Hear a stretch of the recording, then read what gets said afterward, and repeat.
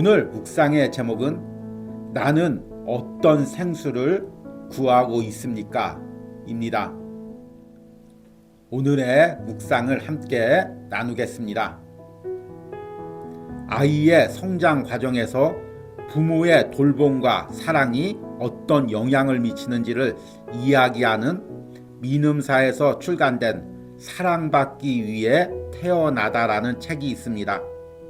이 책에서는 러시아에서 미국으로 입양된 유진아라는 여성의 예를 듭니다. 그녀는 양부모님의 따스한 보살핌으로 부유한 가정에서 성장했으나 어린 시절 어머니와 떨어져 고아원에서 자란 시간이 그녀 안에 커다란 구멍을 내었습니다. 그래서 사람과의 관계 가운데 어려움을 느끼며 혼자만의 시간 속에 자신을 가두게 됩니다. 그녀 안에는 사람이 채울 수 없는 깊은 공허함이 있었기 때문입니다. 요한복음 4장에서는 우리가 잘 아는 사마리아 여인이 등장합니다. 당시 사마리아는 유대 사회에서 매우 소외받고 멸시받는 사람들이었습니다. 그 중에서도 수가성이라는 곳의 여인은 같은 사마리아 사람들에게조차도 멸시를 받는 여인이었습니다.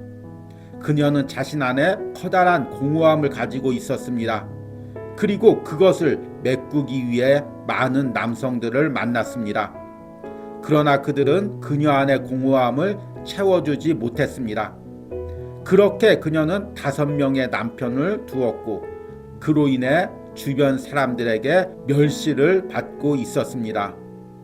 그런 그녀에게 예수님이 찾아오셨습니다. 예수님은 그녀에게 물을 달라고 하십니다.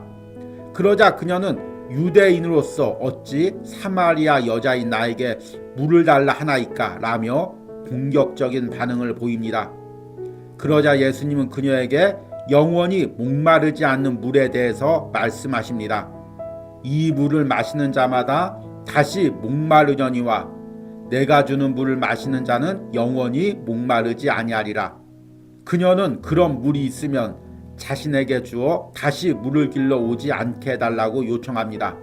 여전히 세상적인 것으로 자신의 목마름을 채우려 하고 있었기 때문입니다. 인간은 근본적인 목마름을 가지고 있습니다. 세상에서 많은 부와 권력을 얻은 사람도 그 안에는 알 수 없는 공허함이 있습니다. 그리고 이것을 무언가 세상적인 것으로 채우려고 노력합니다. 이들이 얻으려는 것은 사막에서 여행자를 속이는 신기루와 같습니다. 저기까지만 가면 오아시스가 있다고 우리를 속입니다. 그러나 막상 그곳에 도착해도 목마른 것은 여전합니다. 이것이 사마리아 여인이 많은 남성을 만난 이유입니다. 그녀는 예수 그리스도를 만남으로써 그 목마름을 해결받았습니다. 지금 내 안에 있는 공허함과 목마름은 무엇입니까? 그리스도께서 내 안에 오셔서 이 목마름을 채워주시는 은혜를 간구하시기 바랍니다. 아멘.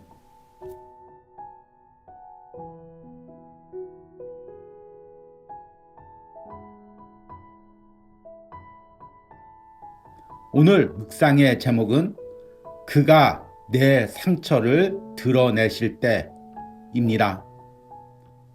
오늘의 묵상을 함께 나누겠습니다.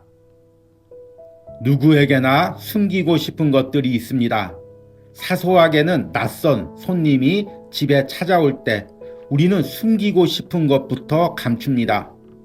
타인과 대화할 때도 나의 상처가 드러나는 부분이 나오면 대화를 돌리거나 애써 외면합니다. 그럼에도 상대가 의도적으로 또는 우연으로 나의 감추고 싶은 부분을 드러내면 우리는 당황하게 됩니다. 어떤 사람은 갑자기 화를 내기도 하고 어떤 사람은 부정하기도 하고 어떤 사람은 자리를 박차고 일어나기도 합니다. 그러나 나의 연약한 부분을 드러내시는 분이 예수 그리스도일 때는 어떻게 해야 할까요? 그때도 우리는 그분에게 화를 내며 그분을 떠나가야 할까요? 요한복음 4장에서 예수님은 사마리아 여인의 가장 아픈 곳을 건듭니다. 가서 내 남편을 불러오라. 남편의 문제는 그녀가 가장 드러내고 싶지 않은 상처였습니다. 그래서 그녀는 애써 이 질문을 외면합니다. 나는 남편이 없나이다. 그럼에도 예수님은 다시금 그녀의 깊은 상처 속으로 들어가십니다. 너에게 남편이 5이 있었고 지금 있는 자도 내 남편이 아니니 내 말이 참되도다. 이 짧은 말 속에 그녀의 인생이 담겨져 있습니다. 예수님은 그녀의 전 인생과 내면의 상처를 한마디의 말 속에 다 담아내셨습니다. 그러자 그녀는 이제 종교적인 문제나 사회적인 문제로 질문을 돌립니다. 예배의 장소나 형식에 대한 질문입니다. 그러나 예수님이 던지는 질문은 이런 질문이 아닙니다. 예수님은 그녀의 깊은 인격 속으로 들어오셔서 하나님과 그녀와의 만남을 이끌어내십니다. 아버지께 참되게 예배하는 자들은 영과 진리로 예배할 때가 오나니 곧 이때라. 아버지께서는 자기에게 이렇게 예배하는 자들을 찾으시느니라. 요한복음에서 예수님은 단순히 우리 영혼을 구원하시는 구원자로만 소개되지 않았습니다. 그분은 우리 인생 가운데 찾아오시는 분이십니다. 그분은 말씀이 육신이 되어 우리 가운데 거하십니다. 더 나아가 그분은 우리의 속마음을 아시고 찾아오십니다. 그분은 우리 마음의 깊은 곳을 아시고 그곳에 빛을 비추시는 분이십니다. 우리가 거부해도 그 빛은 우리의 어둠을 비춰 하나님과의 관계 속으로 우리를 이끌어갑니다. 아멘.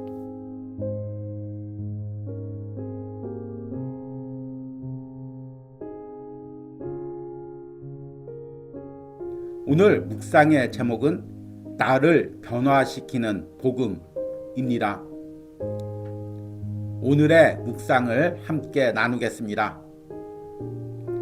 요즘은 아들이 MBTI라는 성격 유형 검사에 관심을 가지고 있습니다. 그래서 계속 엄마, 아빠에게 묻습니다. 엄마는 MBTI가 뭐야? 아빠는 MBTI가 뭐야?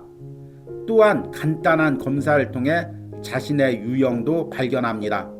스스로를 E라고 정의하고 싶은데 객관적인 검사를 하면 계속 I가 나옵니다.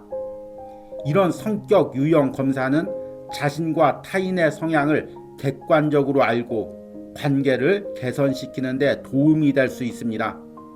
그러나 자칫 나는 이런 성격이야 또는 타인을 향해 저 사람은 저런 성격이야 라고 규정하며 그 틀 안에 자신과 타인을 가둘 수 있는 실수를 범할 수 있습니다.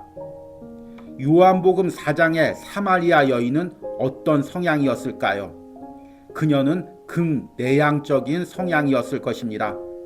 극도로 사람과의 관계를 꺼리고 자신을 드러내기를 싫어하는 성격이었습니다. 그런데 오늘 말씀에 그녀는 예수님을 만나고 복음이 들어오자 변하기 시작합니다. 그녀는 물동이를 버리고 동네로 가서 내가 만난 그리스도를 보라고 소리를 칩니다. 소극적이었던 그녀를 복음이 바꾸어 놓은 것입니다. 그리고 수가성 사람들은 사람과의 접촉을 극도로 꺼리던 그녀가 변화되어 소리를 치는 것을 보고 그녀 안에 역사하는 놀라운 복음을 함께 경험했습니다. 그로 인해 함께 예수님 앞으로 나와 그분을 그리스도로 영접했습니다. 현대인들은 세상에서 실망하고 관계 속에서 실망하면서 점점 사람에 대해 회의감을 가집니다. 그로 인해 나도 타인도 변화될 수 없다고 생각합니다. 저 사람은 항상 저런 사람이야. 나는 항상 이런 사람이야. 그러나 예수 그리스도가 내 안에 오시면 나는 예수 그리스도의 사람이 됩니다. 예수 그리스도로 인해 생각하고 예수 그리스도로 인해 움직이는 사람이 됩니다. 복음이 나와 타인을 변화시킬 수 없다고 생각하는 순간 우리는 스스로가 만든 틀 안에 갇히는 사람이 됩니다. 예수 그리스도는 나를 변화시킵니다. 또한 다른 사람도 변화시킵니다. 이것을 이루기 위해 그리스도가 우리에게 복음을 주셨습니다. 이로써 그 보배롭고 지극히 큰 약속을 우리에게 주사 이 약속으로 말미암아 너희가 정욕 때문에 세상에서 썩어질 것을 피하여 신성한 성품에 참여하는 자가 되게 하려 하셨느니라. 아멘. 우리 함께 기도하겠습니다. 하나님의 말씀은 살아있고 활력이 있어 좌우의 낯선 어떤 것보다도 예리하여 혼과 영과 및 관절과 골수를 찔러 쪼개기까지 하며 또 마음의 생각과 뜻을 판단하나니 주님의 말씀은 능력이 있습니다. 주님의 복음은 능력이 있습니다. 내 영혼 깊숙한 곳에 내 모든 생각을 아시고 내 모든 인간적 생각을 깨뜨리고 내 생각과 마음과 삶을 변화시키는 능력이 있습니다. 오늘 예수님께서 그 사마리아의 여인에게 그 능력으로 변화를 시켰습니다. 그리고 그를 통해서 복음이 전파되게 하셨습니다. 주님, 오늘 말씀의 그 역사가 오늘 묵상에 참여하는 모든 사람들의 심령에 일어나게 하여 주시옵소서. 나의 심령에 일어나게 하여 주시옵소서. 복음으로 내가 변화되게 하여 주시옵소서. 예수 그리스도를 믿고 날마다 내가 변화를 경험하게 하여 주시옵소서. 세상이 어떠할지라도 사람이 어떻게 변화되어 갈지라도 우리는 이 복음을 말씀의 능력을 끝까지 붙들고 예수님 오신 그날까지 사명 감당하며 복음을 전파하게 하여 주시옵소서. 예수님의 이름으로 기도했습니다. 아멘.